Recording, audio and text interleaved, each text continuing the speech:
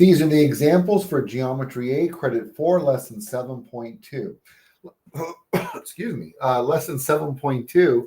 We're going to be talking about something called isosceles triangles. And isosceles triangles means that, of course, a triangle has three sides. It means that two of the sides are congruent. They're the same length.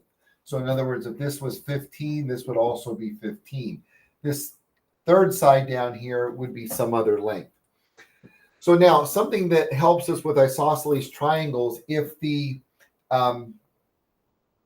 sides are congruent, then the angles opposite those sides will also be congruent.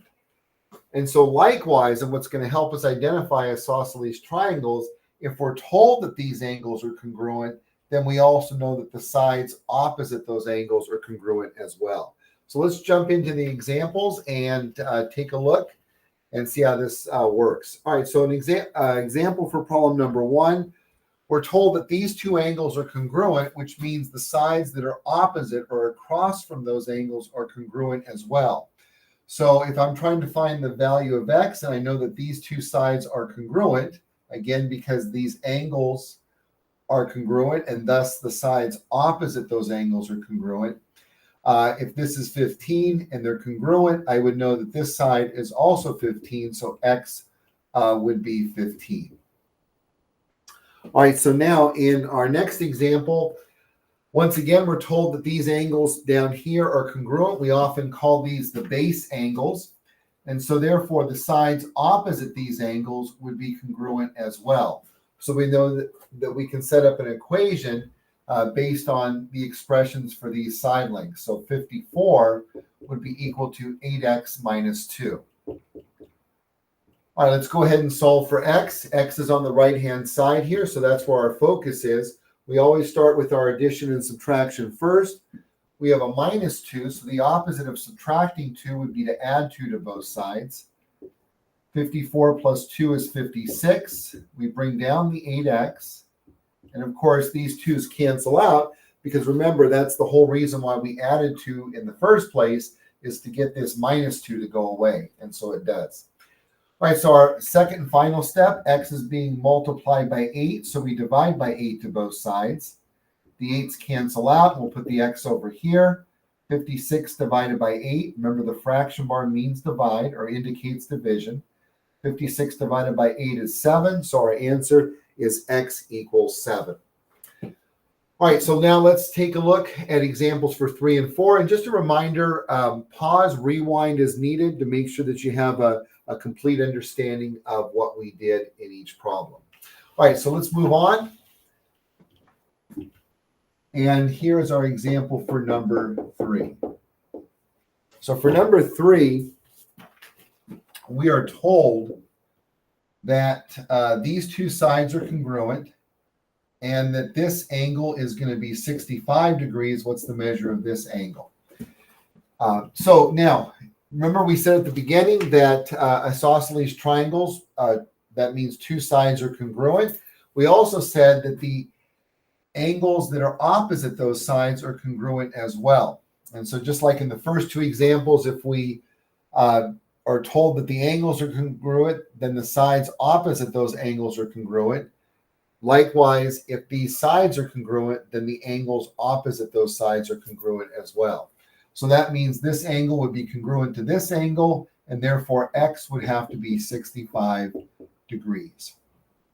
All right, let's move on to an example for problem number 4. And for problem number 4, we have this. We have another triangle. We're told that two sides are congruent. So we already know that we have an isosceles triangle.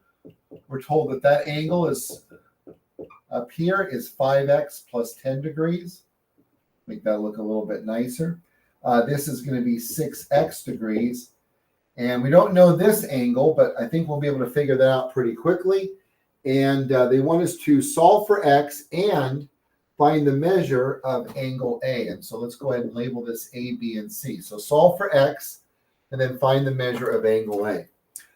All right, so first thing is we notice the triangle is isosceles, so the sides or the angles that are opposite those sides are congruent as well. So therefore, The angles that are opposite these sides are this angle and this angle. So if this angle is 6x degrees, then this angle would also be 6x degrees.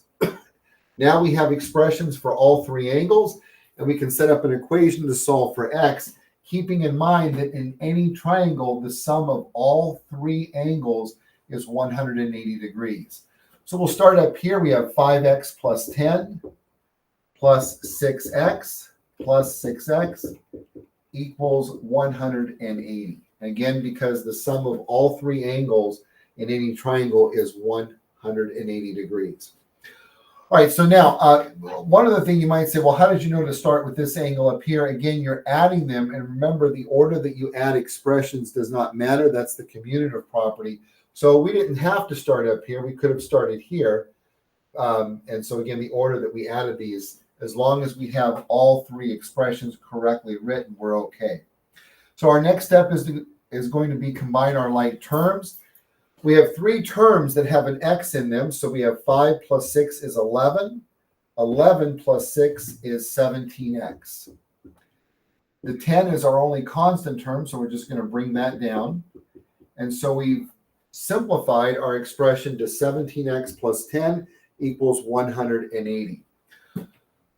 X is over here on the left-hand side, so that's where our focus is. Our first step is to deal with our addition here. The opposite of adding 10 is to subtract 10. The 10s cancel out. We bring down the 17x. 180 minus 10 is 170.